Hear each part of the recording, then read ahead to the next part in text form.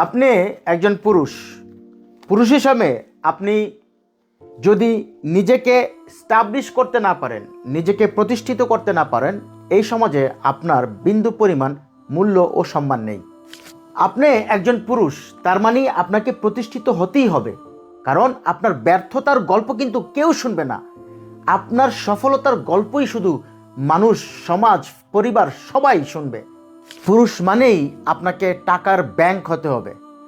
টাকা ছাড়া এই জগতে আপনার 4 আনার পয়সার মূল্য ও সম্মান নেই। So please try to establish yourself as much as you can. Alright? আপনি একজন পুরুষ হিসাবে আপনাকে টাকার ব্যাংক হতে হবে। তা না হলে এই সমাজে, আপনার পরিবারে, আপনার প্রতিবেশী, আত্মীয় স্বজন, বন্ধুবান্ধব কারো কাছেই আপনার 4 আনা পয়সার মূল্য ও সম্মান নেই। আর যে সমস্ত পুরুষরা অবৈধ উপায়ে টাকা উপার্জন করে নিজেকে কোটিপতি দাবি করে, তাদেরকে আমি পুরুষ বলি না, তারা হচ্ছে কাপুরুষ।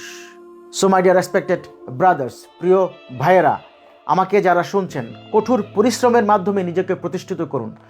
আপনি হালাল রুজির মাধ্যমে নিজেকে প্রতিষ্ঠিত করুন। দিন শেষে হালাল রুজিতেই রয়েছে আল্লাহর রহমত ও বরকত। Alright, thank you so very much. আসসালামু আলাইকুম।